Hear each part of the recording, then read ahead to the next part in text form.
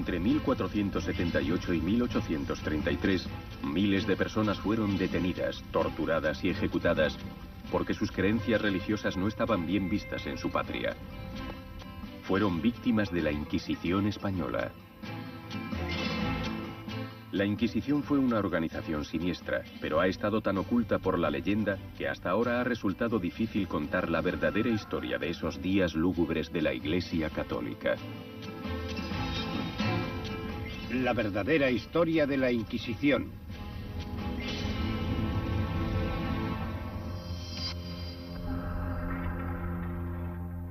La Inquisición española se recuerda como el primer y posiblemente más terrorífico ejemplo de policía del pensamiento. Se creó para librar a España de herejes. Los líderes políticos y religiosos de España creían que la herejía se extendería como una epidemia y les impediría unificar a la población bajo una sola bandera, una corona y, más importante aún, una sola religión. Creo que la necesidad de la Inquisición en la época final de la España medieval fue un reflejo del hecho de la existencia de varias razas y pueblos diferentes que vivían en esta misma península. Estaban los judíos, estaban los moros, por supuesto los cristianos siempre fueron los más influyentes, pero a veces se sentían amenazados por el poder, la riqueza y la diferencia de las otras culturas que estaban viviendo en Iberia en aquel momento. La Inquisición era un tribunal religioso itinerante que buscaba y castigaba crímenes contra Dios y la Iglesia Católica. En el proceso, eliminaron de España su diversidad religiosa y cultural. Reclutó a miles de informadores anónimos y envolvió sus métodos en un manto de secretismo. Los documentos de la época revelan la atmósfera de temor que provocaba. Todo el mundo tiembla ante su solo nombre, ya que tiene suprema autoridad sobre la propiedad, la vida, el honor e incluso las almas de los hombres. Los estudiosos modernos están volviendo a examinar las pruebas existentes y extraen nuevas y sorprendentes conclusiones sobre por qué surgió la Inquisición, cómo funcionaba y por qué se le permitió existir durante unos 300 años.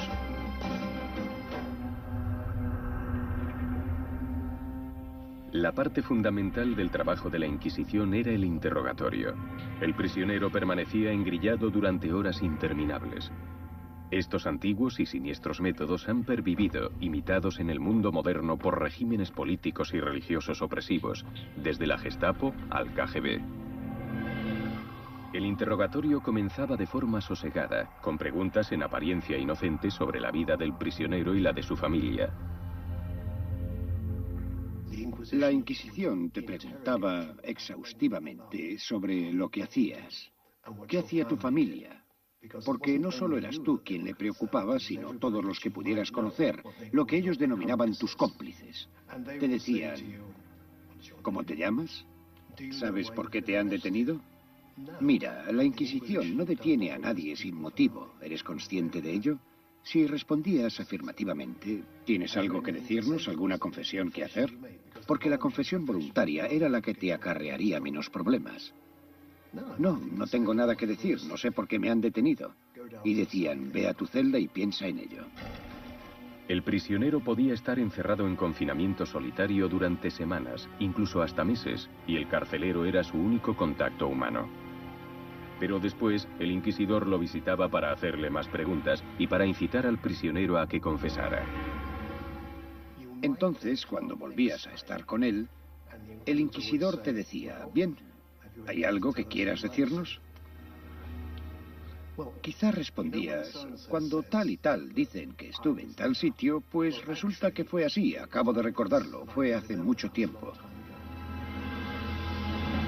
En ese momento, el prisionero tenía la esperanza de que una pequeña confesión sería suficiente para que el inquisidor dejara de interrogarlo. Al contrario, el inquisidor sigue hurgando en la herida, por así decirlo. Tira de la cuerda. Y la presión psicológica, la soledad, la preocupación por tu familia y también por ti mismo, hacen que al final probablemente no seas capaz de soportar la tensión y quieras confesar. La Inquisición no apresuraba su justicia. Algunos juicios e interrogatorios duraban años. durante los cuales los prisioneros languidecían en prisión. Pero a los ojos de sus carceleros, los prisioneros habían cometido el crimen más vil del mundo medieval, la herejía. Ahora no se da esa circunstancia, pero en aquellos días la herejía, cuestionar la palabra de Dios escrita en la Biblia, era un crimen muy grave y en muchos aspectos peor que el asesinato. Un asesino podía al menos ser perdonado y su alma podía ir al cielo. Pero a un hereje no arrepentido solo le esperaba un viaje sin retorno al infierno. La herejía, creer en cosas que la Iglesia decía que no eran ciertas, ponía en peligro tu alma. Se puede explicar de forma análoga al gran temor que hoy tenemos al cáncer, porque la herejía era vista como una enfermedad que podía arruinar toda tu salud espiritual hasta el punto de dejarte sin redención. Y lo que es más, quizás la herejía fuese peor que el cáncer, porque podías contagiarte de otras personas. La Inquisición se consideraba a sí misma como el cirujano, que actuaba al servicio de la todopoderosa Iglesia Católica. Tenía que extirpar el cáncer de la herejía de la mente del pueblo español antes de que pudiese extenderse. Los síntomas de la herejía eran muchos y variados, desde dudar de la resurrección de Cristo a los pecados sexuales como el adulterio y la homosexualidad. También podías encontrarte ante la Inquisición por lo que hoy parecería el más despreocupado e insignificante de los comentarios. Podía ser, por ejemplo, una declaración herética, algo así. Un hombre sentado a una mesa está jugando a las cartas y empieza a jurar y maldecir. Y maldice a la Virgen María diciendo, imposible que fuese virgen, no puede ser. No físicamente, no es natural, no puede ser. Alguien lo denunciaba a la Inquisición. La Inquisición lo detenía y le preguntaba por el significado de sus palabras. No solo se interesaba la Inquisición por los comentarios que cuestionaban los dogmas cristianos, sino que también investigaba a personas cuya moralidad, en concreto la moralidad sexual, se desviaba de los preceptos cristianos. Esto tuvo un efecto desconcertante en las comunidades campesinas. Otra de las cosas por la que acababan ante la Inquisición era sobre todo admitir la fornicación, que era considerar algo lógico que dos personas solteras practicasen el sexo. No practicarlo de verdad, sino decir que creías que era correcto. Por supuesto, en la cultura campesina, donde las relaciones prematrimoniales y extramaritales eran algo muy habitual, no había conciencia de que el sexo entre personas solteras fuese algo malo. Pero a los ojos de la Inquisición era del todo lógico. Se había cometido una herejía.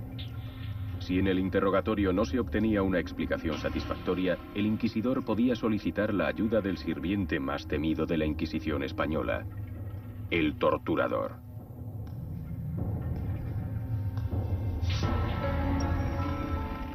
Las técnicas de tortura practicadas eran muchas y variadas, de los simples latigazos a los métodos más elaborados e imaginativos. El estrapado era una variante del ahorcamiento. A la víctima primero se la dejaba inmóvil atándola de pies y manos. Con los brazos atados a la espalda, se la levantaba del suelo, provocando gran dolor en los hombros. El dolor se intensificaba dejando caer a la víctima. Al detener la caída justo cerca del suelo, la víctima recibía una gran sacudida que le dislocaba los hombros con un ruido característico.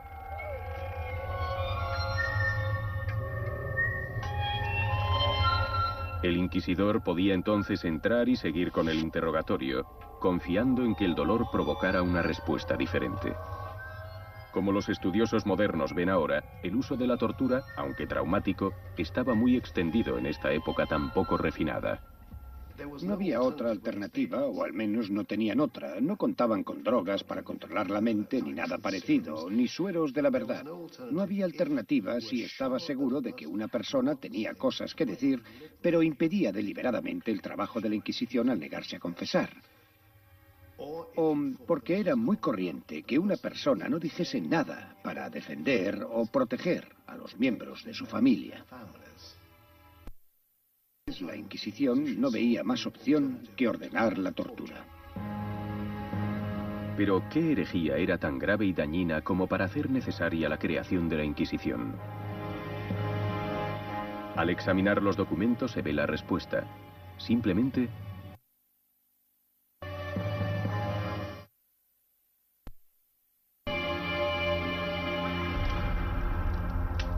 la Europa medieval no era un lugar agradable para ser judío. Las tensiones entre judíos y cristianos han existido desde los días del Nuevo Testamento. Las enseñanzas cristianas de la época decían que los judíos eran responsables de la crucifixión de Cristo y que se negaban a aceptarlo como el Hijo de Dios. Los judíos fueron perseguidos en varias épocas en muchos países europeos. No fue difícil suscitar el sentimiento antijudío en la cristiandad del siglo XIV. Todo lo que se necesitaba era que algo o alguien encendiese la llama del odio. Las comunidades pueden vivir juntas, en paz, durante generaciones. En la España medieval supongo que igual que en los Balcanes hoy en día. La tensión no pasa de la política local hasta que alguien decide que le interesa elevar el tono de esas tensiones. Un conocido predicador antijudío llamado Ferran Martínez hizo precisamente eso. En 1391 aprovechó una temporal falta de autoridad en la curia de Sevilla y utilizó su posición para incitar a la violencia física contra los judíos de la ciudad. En escenas que recuerdan las persecuciones de los judíos en la Alemania nazi, una multitud cristiana marchó hacia el barrio judío de la ciudad. Atraparon a cientos en las estrechas callejuelas y cometieron una serie de asaltos. Tan intensa fue la violencia y el pánico que en una calle en concreto cientos de judíos perdieron la vida. La calle se conoce ahora como Calle de la Muerte en recuerdo de aquello. Entre junio y agosto de aquel año, una oleada de violencia callejera y ataques contra los judíos se extendió por toda España, desde Sevilla en el sur a Barcelona en el norte. Los muertos fueron miles.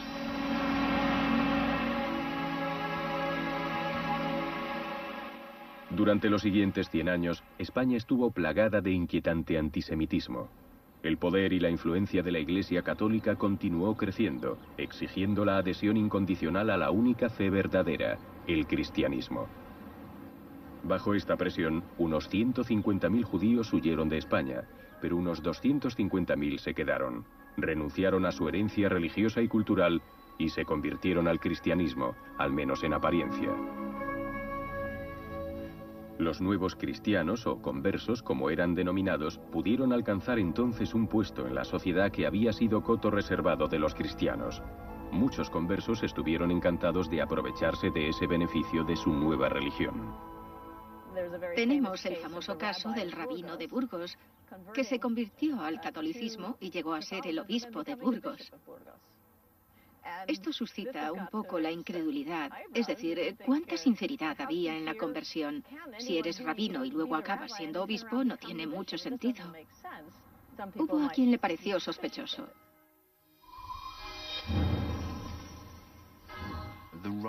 La rivalidad, la animosidad, esos sentimientos de, a veces, odio real por parte de los cristianos viejos hacia las comunidades judías no solo se daban por la religión, sino también por la competencia en cuanto al trabajo y la posición social. Porque las áreas donde a las familias judías se les permitía trabajar estaban restringidas por la corona. Pero si se convertían en nuevos cristianos, si se convertían en miembros de la dominante comunidad cristiana, ¿qué iba a impedirles avanzar y apoderarse del trabajo de los viejos cristianos?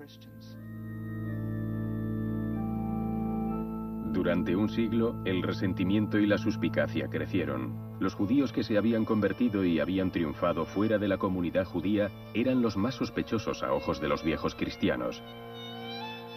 La población de viejos cristianos creía que estos nuevos conversos no eran verdaderos cristianos, que su nueva fe era fingida y que seguían practicando el judaísmo en secreto. No es sorprendente que cuando se creó la Inquisición, sus primeros objetivos fuesen estos conversos. La Inquisición fue el primer mecanismo formal para eliminar de España la falsa fe. La Inquisición estaba organizada y era metódica. Designaba equipos, conocidos como tribunales, y los enviaba por toda España para descubrir y exterminar la herejía. El tamaño del tribunal variaba, pero estaba presidido por un gran inquisidor, el jefe, que estaba secundado por otros 2 inquisidores. Tenían a su disposición un escriba y los servicios de un médico para controlar la salud de los sospechosos, porque los detenidos podían acabar en manos del torturador contratado a las autoridades civiles para extraer más información. Pero lo que todos los tribunales necesitaban por encima de todo eran sospechosos. Era seguro que se cometían herejías, solo era cuestión de encontrar a los herejes. ¿Cómo lo lograba la Inquisición? El primer paso fue solicitar voluntarios. Se presentaron muchas personas dispuestas a ello.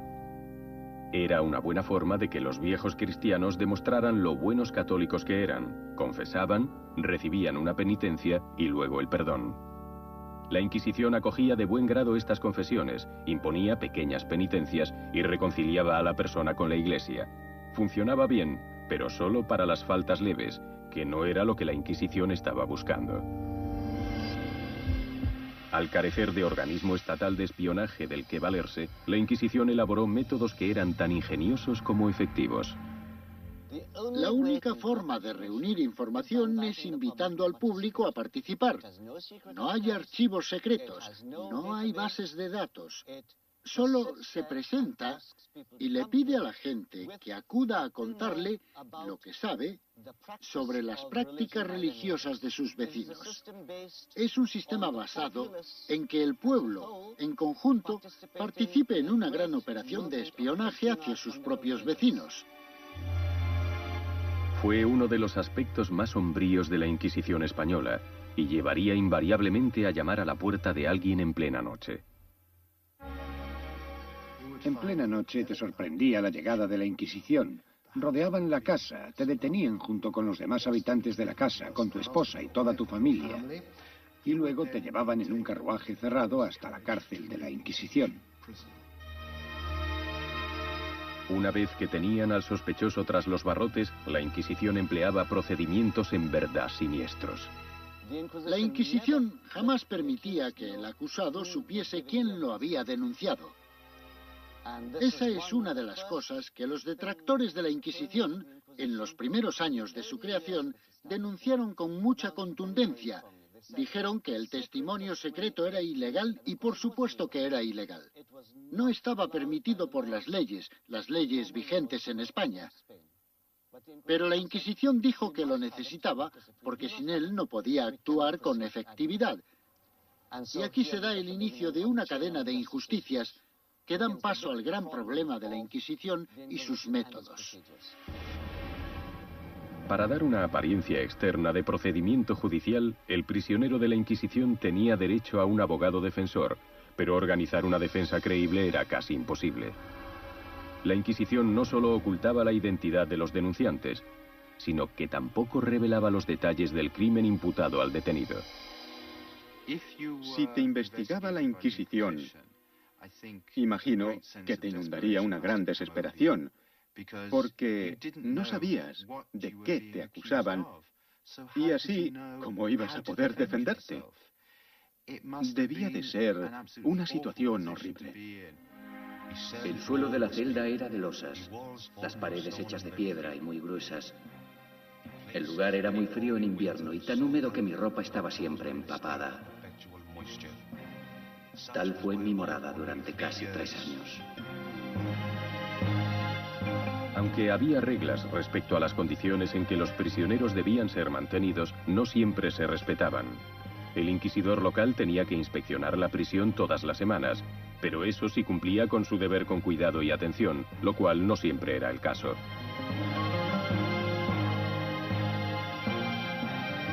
Un informe sobre las condiciones de la prisión de Córdoba describe las celdas como horribles madrigueras plagadas de ratas, serpientes y otras alimañas, donde los desdichados cautivos, enfermos y desesperados pasaban hambre, y los carceleros los maltrataban como a perros.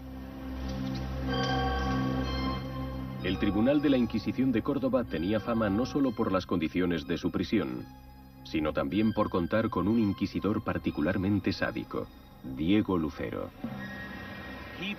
Se hizo famoso por detener a cientos y cientos de sospechosos cristianos, es decir, nuevos cristianos conversos. Y de hecho, en 2 ocasiones, a principios del siglo XVI, hizo que quemaran a 100 personas en una sola tarde.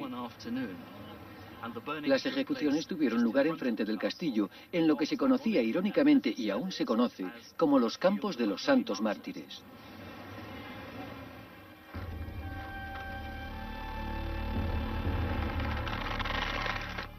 Resultaba muy fácil para los sádicos inquisidores satisfacer su crueldad. Eran los únicos encargados de decidir cuándo, cómo y con qué frecuencia poner en práctica la tortura.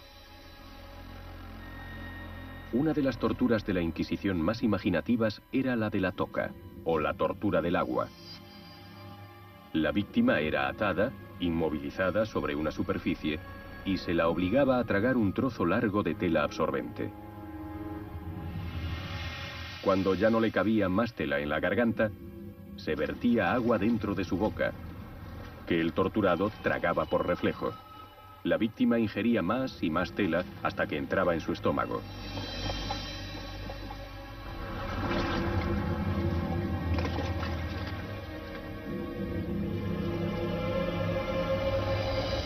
Después se tiraba de la tela hacia afuera con el consiguiente y tremendo dolor.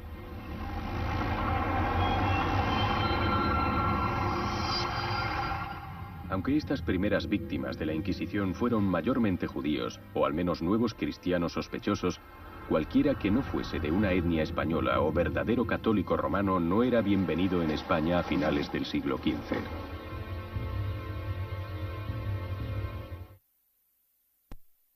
programa que van a ver contiene lenguaje violento y escenas que pueden ser inadecuadas para algunos miembros de la familia. El espectador ejercerá su propio criterio.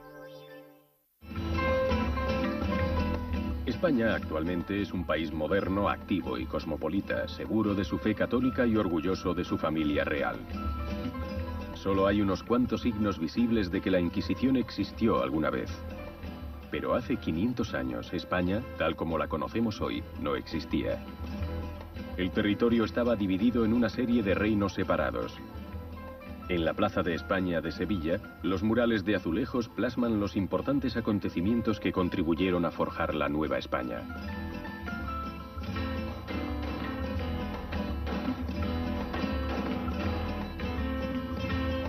Los 54 murales reflejan una serie de temas: la realeza, la religión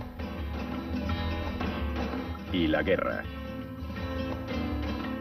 Cada uno de ellos es esencial para la historia de la Inquisición española. Hasta la época de la Inquisición, muchos de los reinos de España habían estado gobernados por musulmanes o moros. La influencia mora aún puede apreciarse hoy día.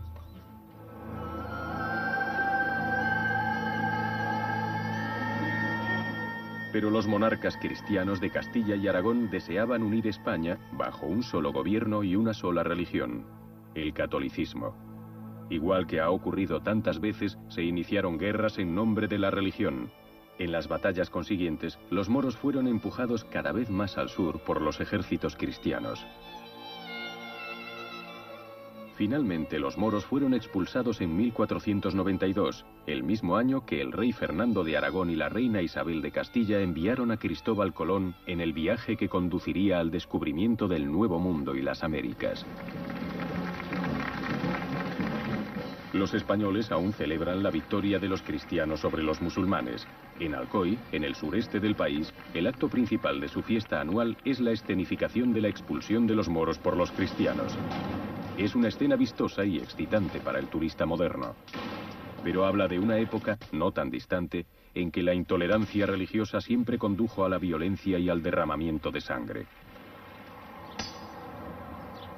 Isabel y Fernando probablemente creyeron que sus problemas se habían terminado. Pronto descubrieron que a pesar de 100 años de conversiones, los judíos y sus nuevos descendientes cristianos seguían siendo un gran problema. Cuando el territorio cristiano aumentó, y los reinos cristianos se extendieron hacia el sur y absorbieron las comunidades judías de las grandes ciudades como Córdoba, Sevilla y luego Granada, tuvieron que plantearse qué iban a hacer con las comunidades judías. ¿Iban a tolerar su existencia?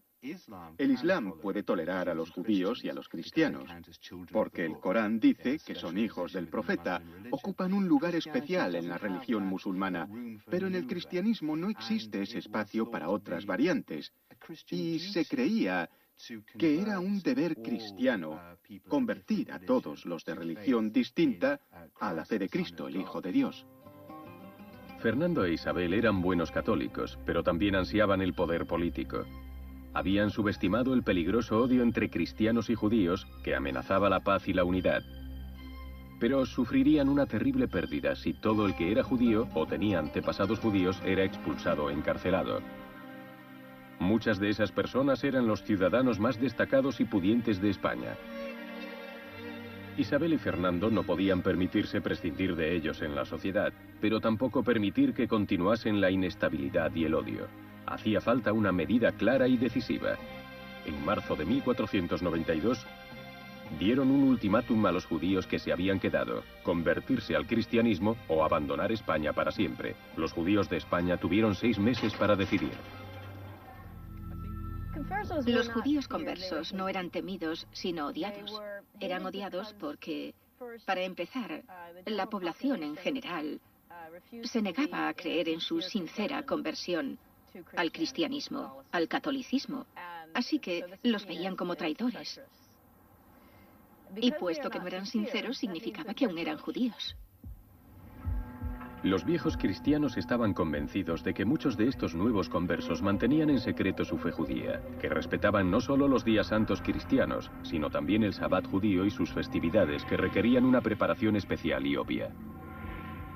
Se cortaban el pelo los viernes porque es una ceremonia especial de los judíos y porque es un pecado para ellos cortarse el pelo, la barba o las uñas en sabbat.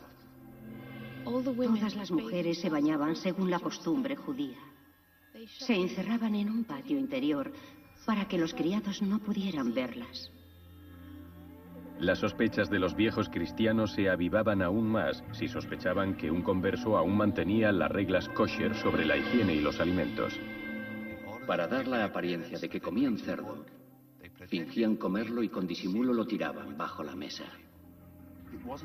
No era suficiente con solo decir que creías en la cristiandad. También debías demostrar que llevabas el mismo estilo de vida que tus vecinos cristianos. Por ejemplo, ¿comías cerdo? Si rechazabas comer cerdo y querías que te tomaran por cristiano, las autoridades podrían pensar que tal vez no te hubieses convertido de verdad. Hoy día, aún hay muestras del antiguo temor de que a uno lo acusaran de ser judío. En cafés y bares aún cuelgan carne de cerdo en lugar visible. Esto tiene su origen en la época de la Inquisición, cuando era un anuncio visible de que el propietario comía cerdo y por tanto era un verdadero cristiano. No solo eran las reglas judías respecto a la comida lo que podía atraer la atención de la Inquisición. Algo tan simple como tender la colada a secar el día equivocado de la semana podía constituir una herejía. En el siglo XVI, por ejemplo, se dio el caso de una mujer que fue investigada por la Inquisición simplemente porque se cambió la ropa blanca un sábado. Eso se consideró un signo de que tal vez estaba rindiendo culto al sabbat judío en vez de al domingo cristiano. El resentimiento de los viejos cristianos contra los judíos ocultos se hizo más ardiente, sobre todo en ciudades como Sevilla. Bajo una enorme presión política, Isabel y Fernando fueron a Sevilla como último esfuerzo para encontrar una solución antes de que su sueño de un territorio seguro bajo una sola religión fuese despedazado. Y ocurrió que, tras obtener el consejo de lo más alto de la curia católica de Sevilla, Isabel y Fernando finalmente tomaron la funesta decisión de que España necesitaba una Inquisición. Pero pese a su posición de reyes, no podían crear tal organización sin un permiso especial del jefe de la Iglesia, el Papa. El 1 de noviembre, el Papa Sixto IV otorgó el permiso y nació la Inquisición española. Sus inicios fueron modestos, pero a medida que se incrementaban los tribunales, Fernando e Isabel vieron que necesitaban a alguien que se hiciese cargo de toda la responsabilidad. Recurrieron al Papa de Roma y este publicó una bula papal nombrando a Tomás de Torquemada como primer gran inquisidor. Torquemada presidió la Inquisición durante sus primeros años, unos de los más sangrientos de su existencia, cuando la gran mayoría de sus víctimas fueron judíos. También instauró muchos de los métodos que la Inquisición practicaría durante cientos de años. Tomás de Torquemada era confesor de la reina y también era antisemita. Por otra parte, elaboró las primeras instrucciones de la Inquisición. Puso por escrito lo que podía hacer y lo que no podía hacer. Y gracias también a él, la Inquisición se convirtió en un organismo burocrático controlable que siguió sus reglas durante los siguientes 100 años. Las normas de la Inquisición no eran distintas para hombres y mujeres. De hecho, sabían que el linaje judío era transmitido por las mujeres y que las mujeres judías tenían mucha influencia en la comunidad conversa. Así que la Inquisición no tenía reparos en aplicar la tortura a las mujeres con el mismo vigor que a los hombres. A las mujeres detenidas se las desnudaba antes de ser torturadas. Para algunas de ellas, la humillación de estar desnudas en presencia de hombres era suficiente tortura, pero si eso fallaba, el torturador empezaba su trabajo. El potro era una de las torturas. La víctima era atada a una superficie o a un poste vertical y se colocaban cuerdas alrededor del cuerpo, provocando dolor en determinadas áreas donde resultaba menos soportable.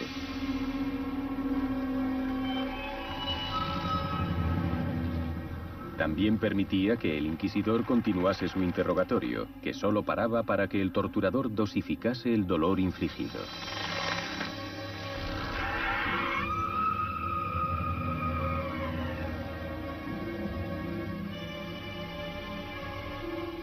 Había que ir con cuidado. Las reglas de la Inquisición decían que la tortura no debía usarse para castigar o matar a la víctima. Tenemos noticia de todo esto porque el notario, el escriba, tomaba nota de cada palabra, de cada grito, todo sonido quedaba anotado. Y se puede apreciar el temblor de su mano mientras escribía. Pero los documentos muestran que la tortura era un método muy efectivo para extraer confesiones. Ella fue atada al potro con cuerdas y se ordenó que apretasen los garrotes. Ella dijo: No lo recuerdo. Sáquenme de aquí. Señores, suéltenme, porque no recuerdo. Señores, por Dios, tengan piedad de mí. ¿No ven cómo me están matando estas personas? Lo hice. Por Dios, suéltenme. Una vez que la Inquisición obtenía esa importantísima confesión, era hora de dictar sentencia. Eso se hacía en la clausura de la campaña de la Inquisición en un pueblo dado, la ceremonia de auto de fe. El auto de fe era una mezcla extraña pero impresionante de servicio religioso, tribunal supremo y circo. Los culpables eran colocados en fila ante una muchedumbre en silencio y se iban anunciando los castigos. El auto de fe se escenificaba deliberadamente para que fuese una gran representación teatral del poder de la Inquisición, y muchos eran verdaderos acontecimientos sociales. Igual que las autoridades civiles, la Inquisición contaba con una serie de castigos a su disposición, desde cárcel al destierro o la muerte. Pero también contaba con castigos extraordinariamente peculiares. En el castigo del San Benito, al reo se lo obligaba a llevar una túnica floja, que llevaba un aspa de color rojo.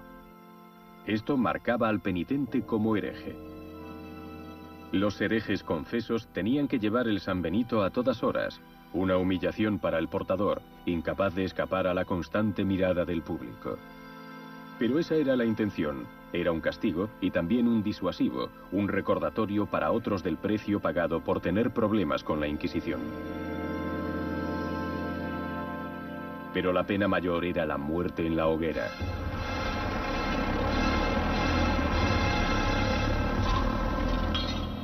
La muerte en la pira se reservaba a dos clases de víctimas. A algunos herejes obstinados que se negaban a cooperar y a pecadores reincidentes.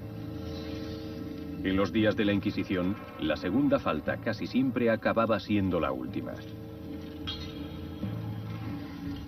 Para evitar mancharse las manos, la Inquisición no era la que administraba la sentencia de muerte. En lugar de ello, entregaban al acusado a las autoridades civiles que ejecutaban la sentencia. Incluso al final había un rayo de esperanza para los reos herejes. Si confesaban sus pecados, podían evitar que los quemaran vivos, pero a cambio, los estrangulaban hasta morir.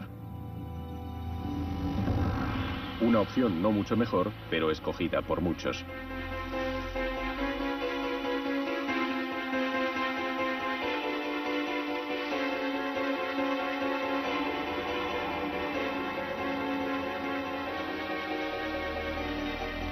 Negarse a confesar significaba ir a la hoguera.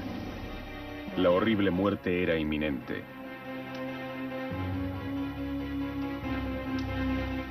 Los documentos no disimulan los truculentos detalles de la muerte en la pira.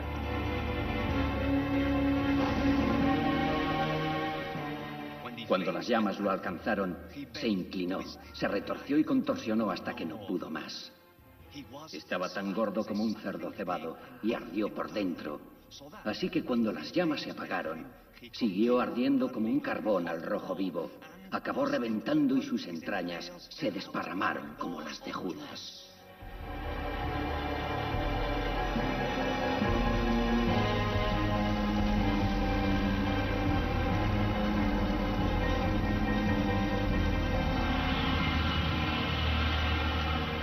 Las personas podían ser juzgadas y castigadas por la Inquisición incluso después de muertas. Cientos de personas fueron condenadas y quemadas en la hoguera en efigie mucho después de haber muerto. La justicia y efectividad de la Inquisición tenían que verse para cumplirse.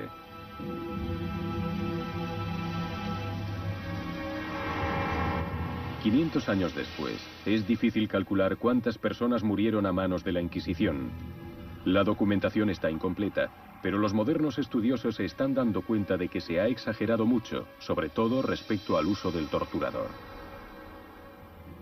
A las autoridades de la Inquisición no les gustaba mucho recurrir a él porque significaba traer a alguien de fuera, que sería alguien considerado como grosero y falto de educación, y la Inquisición no quería que personas así se mezclasen o tuviesen nada que ver con el proceso de investigar la herejía, la conducta, las almas de las personas y todo eso.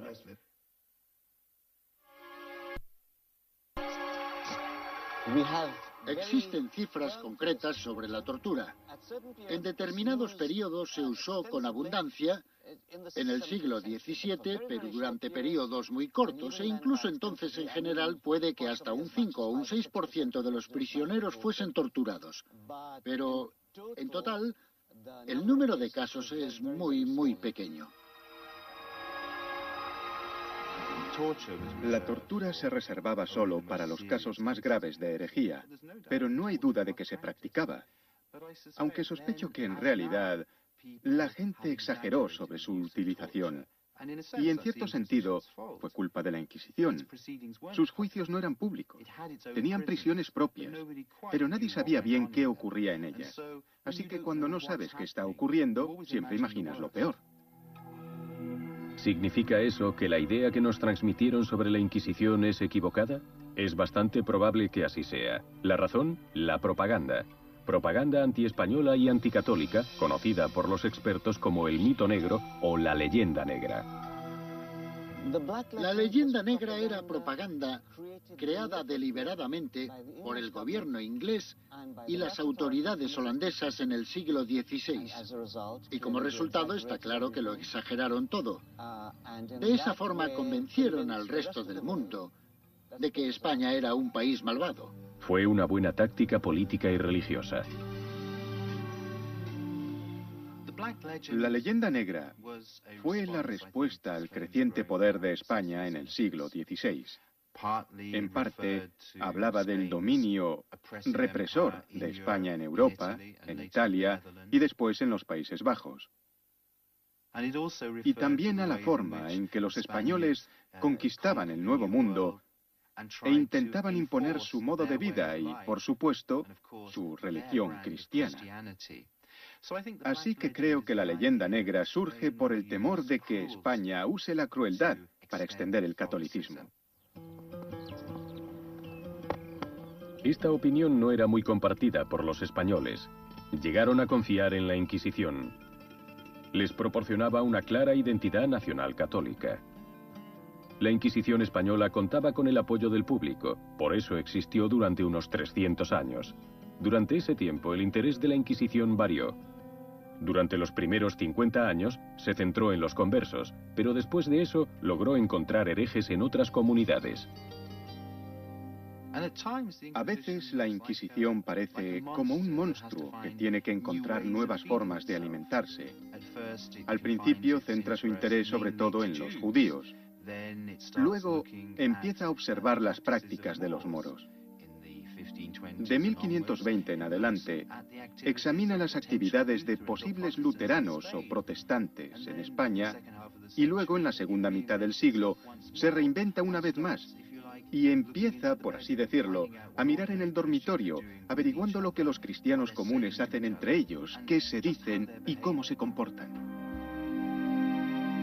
Para los españoles de a pie, la Inquisición era muy importante. Creían que debido a que su creación la había impulsado el Papa, era obra de Dios. Rechazar a la Inquisición era rechazar la voluntad de Dios. ¿Quién iba a hacer eso en un país católico hasta la médula? En primer lugar, no podemos ignorar que para muchos españoles corrientes, la Inquisición, el Santo Oficio, realizaba una buena tarea cristiana.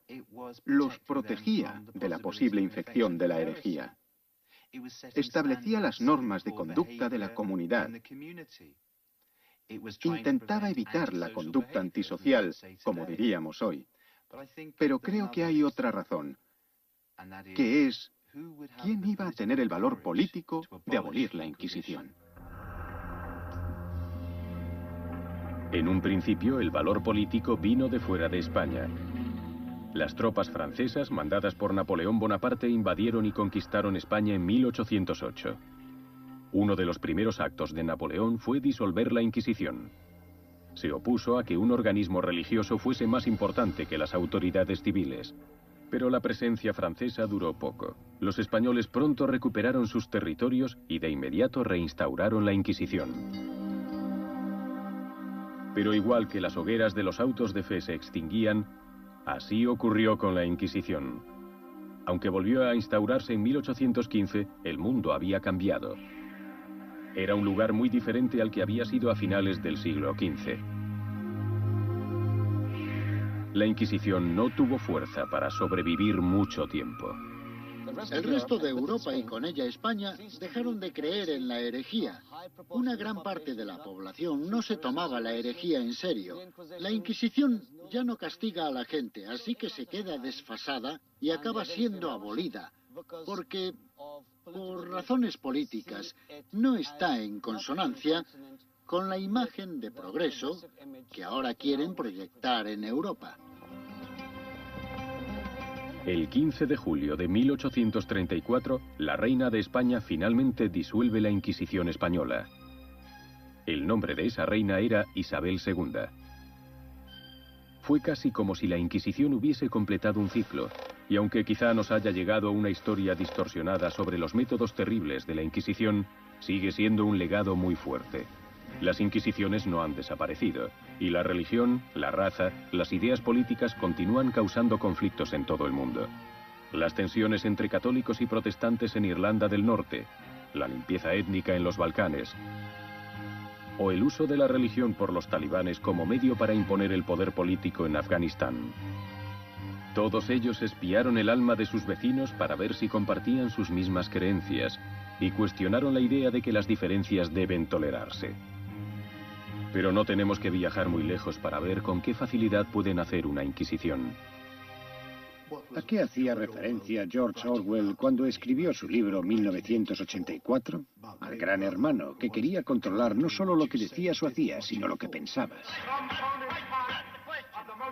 Se puede ver después de todo en los Estados Unidos a principios de la década de los 50 en la Inquisición practicada en Hollywood por el Comité de Actividades Antiamericanas. ¿Es miembro del Partido Comunista o ha sido alguna vez miembro del Partido Comunista? Voy a expresar mi respuesta de la única forma en que todo ciudadano estadounidense... Creo que la Inquisición española, en cierto sentido, sigue existiendo. Creo que cuando la gente siente que las libertades civiles, incluso en las democracias modernas, están amenazadas, saben lo mal, o al menos creen que saben lo mal que pueden ponerse las cosas, porque tienen la imagen de la Inquisición española en su mente. Tal vez eso es lo que el Papa Juan Pablo II tenía en mente cuando en abril de 2000, en una visita a Tierra Santa, pidió perdón por los 2000 años de violencia, persecución y atropello del catolicismo. Pidió perdón por el uso de la violencia que algunos cometieron en nombre de la verdad contra los judíos y por la violación de los derechos humanos y la hostilidad mostrada contra los seguidores de otras religiones.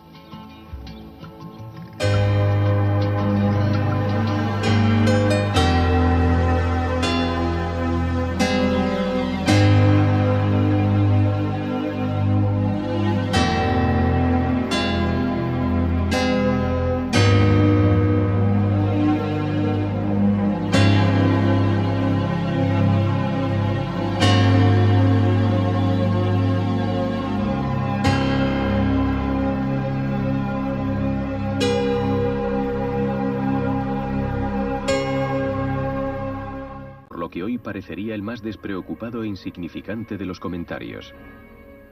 Podía ser, por ejemplo, una declaración herética, algo así. Un hombre sentado a una mesa está jugando a las cartas y empieza a jurar y maldecir. Y maldice a la Virgen María diciendo, imposible que fuese virgen, no puede ser. No físicamente, no es natural, no puede ser. Alguien lo denunciaba a la Inquisición. La Inquisición lo detenía y le preguntaba por el significado de sus palabras. No solo se interesaba la Inquisición por los comentarios que cuestionaban los dogmas cristianos, sino que también investigaba a personas cuya moralidad, en concreto la moralidad sexual, se desviaba de los preceptos cristianos. Esto tuvo un efecto desconcertante en las comunidades campesinas. Otra de las cosas por la que acababan ante la Inquisición era sobre todo admitir la fornicación, que era considerar algo lógico que dos personas solteras practicasen el sexo. No practicarlo de verdad, sino decir que creías que era correcto. Por supuesto, en la cultura campesina, donde las relaciones prematrimoniales y extramaritales eran algo muy habitual, no había conciencia de que el sexo entre personas solteras fuese algo malo. Pero a los ojos de la Inquisición era del todo lógico. Se había cometido una herejía. Si en el interrogatorio no se obtenía una explicación satisfactoria, el inquisidor podía solicitar la ayuda del sirviente más temido de la Inquisición española, el torturador.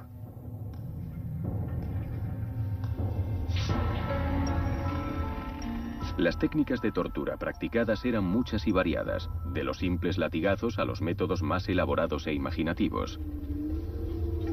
En que al final probablemente no seas capaz de soportar la tensión y quieras confesar. La Inquisición no apresuraba su justicia. Algunos juicios e interrogatorios duraban años, durante los cuales los prisioneros languidecían en prisión. Pero a los ojos de sus carceleros, los prisioneros habían cometido el crimen más vil del mundo medieval, la herejía. Ahora no se da esa circunstancia, pero en aquellos días la herejía, cuestionar la palabra de Dios escrita en la Biblia, era un crimen muy grave y en muchos aspectos peor que el asesinato. Un asesino podía al menos ser perdonado y su alma podía ir al cielo. Pero a un hereje no arrepentido solo le esperaba un viaje sin retorno al infierno. La herejía, creer en cosas que la Iglesia decía que no eran ciertas, ponía en peligro tu alma. Se puede explicar de forma análoga al gran temor que hoy tenemos al cáncer, porque la herejía era vista como una enfermedad que podía arruinar toda tu salud espiritual hasta el punto de dejarte sin redención.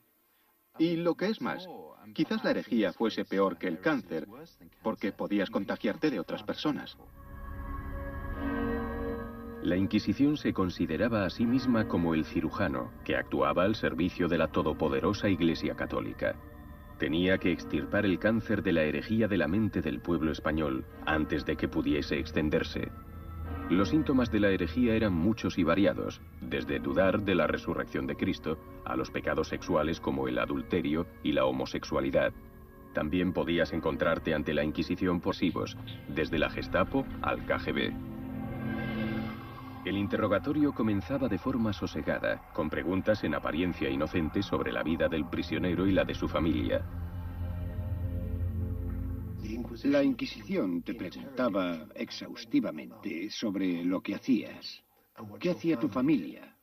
Porque no solo eras tú quien le preocupaba, sino todos los que pudieras conocer, lo que ellos denominaban tus cómplices. Te decían, ¿cómo te llamas? ¿Sabes por qué te han detenido?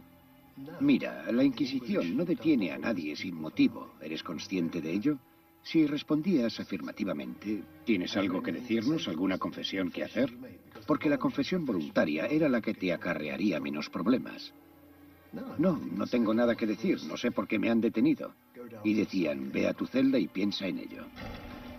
El prisionero podía estar encerrado en confinamiento solitario durante semanas, incluso hasta meses, y el carcelero era su único contacto humano. Pero después, el inquisidor lo visitaba para hacerle más preguntas y para incitar al prisionero a que confesara. Entonces, cuando volvías a estar con él, el inquisidor te decía, bien, ¿hay algo que quieras decirnos? Quizás respondías, cuando tal y tal dicen que estuve en tal sitio, pues resulta que fue así, acabo de recordarlo, fue hace mucho tiempo. En ese momento, el prisionero tenía la esperanza de que una pequeña confesión sería suficiente para que el inquisidor dejara de interrogarlo. Al contrario, el inquisidor sigue hurgando en la herida, por así decirlo. Tira de la cuerda. Y la presión psicológica, la soledad, la preocupación por tu familia y también por ti mismo, hace...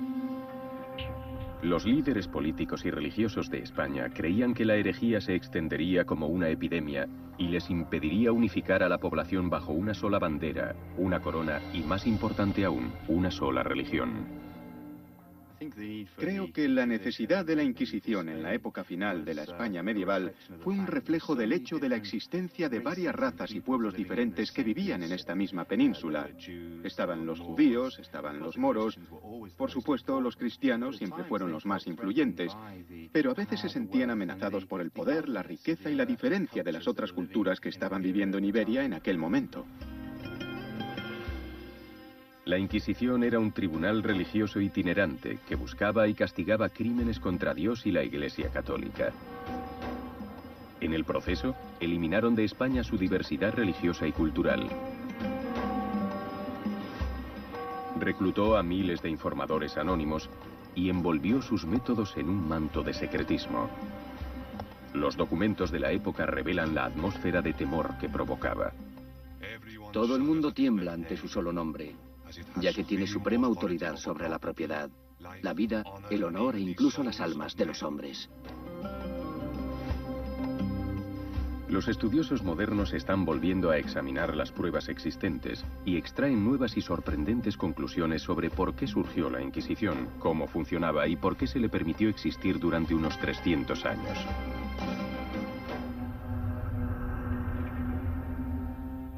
La parte fundamental del trabajo de la Inquisición era el interrogatorio. El prisionero permanecía engrillado durante horas interminables. Estos antiguos y siniestros métodos han pervivido, imitados en el mundo moderno por regímenes políticos y religiosos opresores.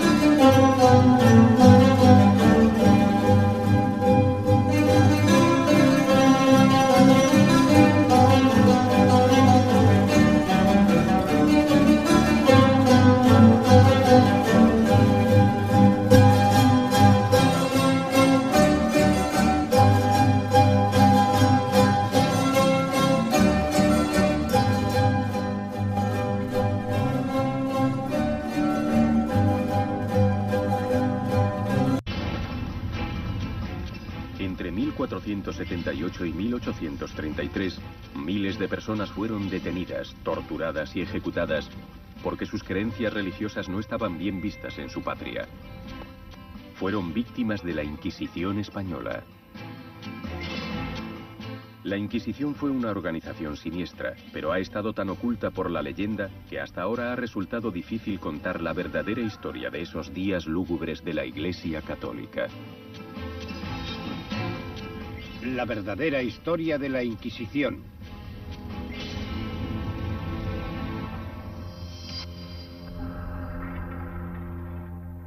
La Inquisición española se recuerda como el primer y posiblemente más terrorífico ejemplo de policía del pensamiento. Se creó para librar a España de herejes.